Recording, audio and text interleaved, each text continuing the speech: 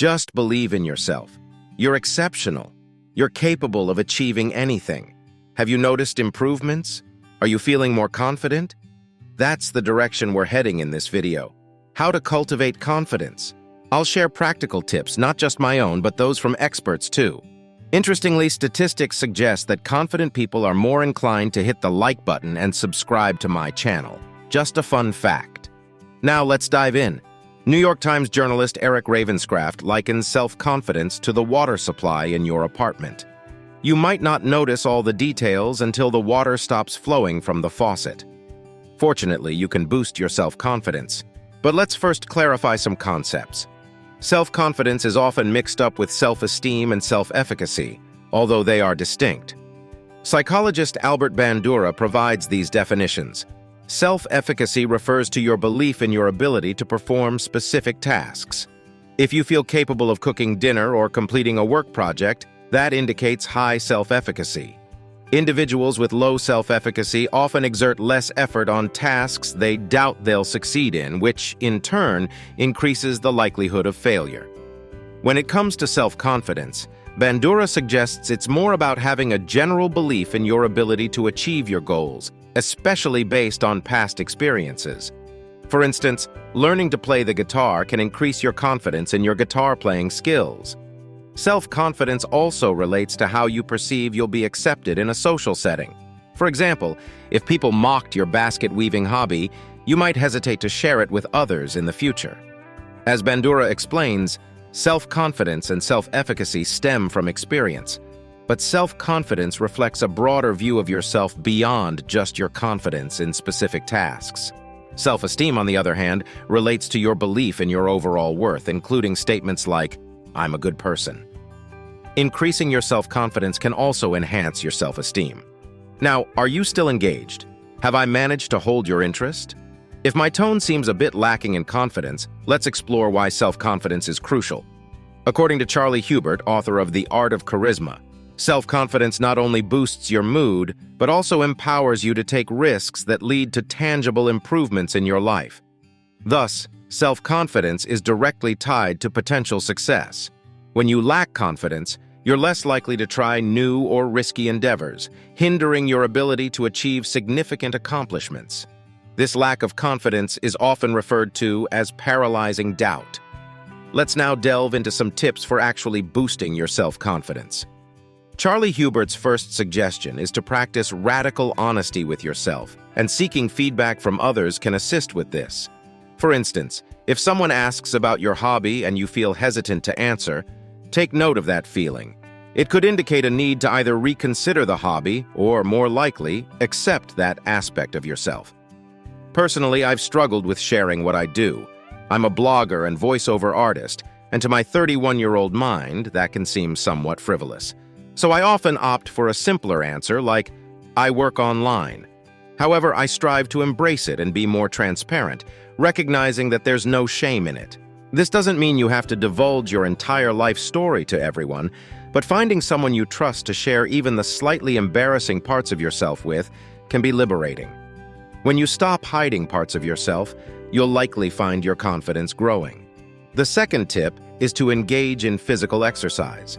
While this may seem obvious, science supports its significant impact on boosting self-confidence. The American Psychological Association also highlights its effectiveness in combating depression and anxiety. However, it's essential to choose activities you genuinely enjoy.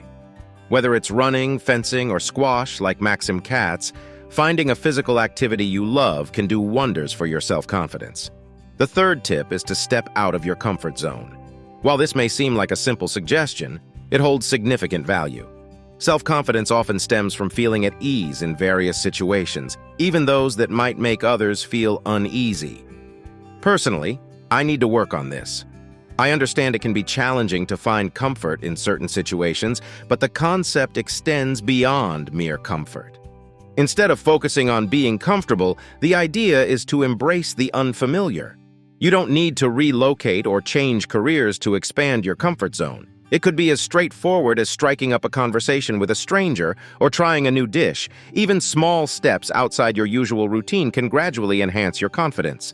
The key is consistency in challenging yourself in this manner. The fourth piece of advice is to consider changing your appearance. This might sound trivial, but studies support its impact. Dr. A. Linsky, a professor at Columbia Business School, discovered that individuals who wore lab coats exhibited greater attentiveness and focus, leading to fewer mistakes on tests. This demonstrates how our appearance can influence our self-perception. If you're aiming to boost your confidence, dressing in a manner that reflects a more confident version of yourself can be beneficial. Lastly, the fifth tip is to acknowledge your accomplishments. Cultivating this habit not only enhances your self-confidence, but also helps combat imposter syndrome. Regularly noting down your successes, no matter how small, can be incredibly empowering. For instance, accomplishments like "I overcame my fear of visiting the doctor" or "I completed a work project ahead of schedule" are worth celebrating. On the journey to becoming a more confident individual, you might worry about becoming overly confident to the point of arrogance. However, arrogance often stems from insecurity rather than genuine confidence.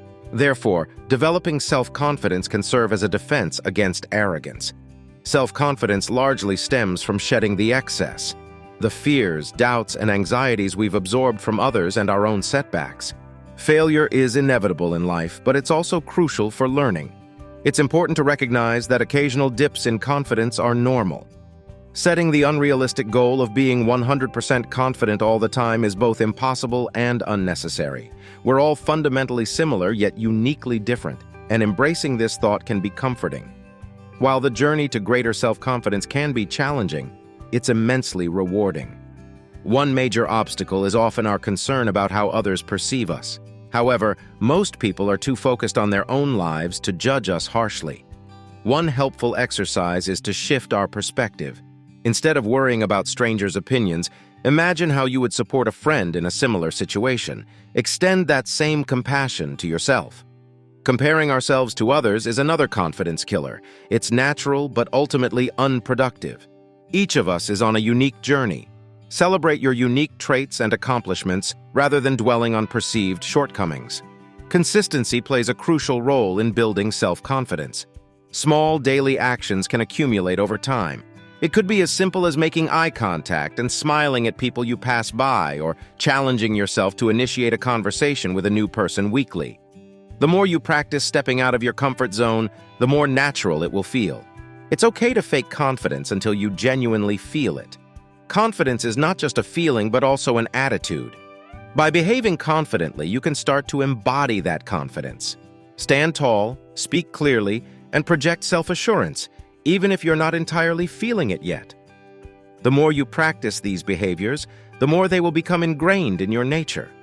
Despite your efforts, there will still be moments of self-doubt. That's part of being human.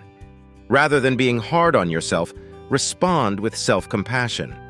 Acknowledge that everyone faces struggles at times, and it's okay. With patience and perseverance, your confident moments will begin to outweigh the uncertain ones.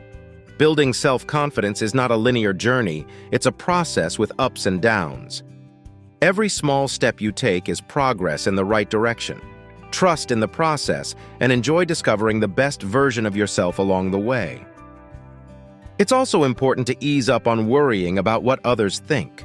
Most of the time, people are focused on themselves and their close circle, so they're not overly concerned about you. Therefore, it's best to build confidence from within, without negatively impacting others. Embrace your unique life and enjoy the journey. Oh, and don't forget to subscribe.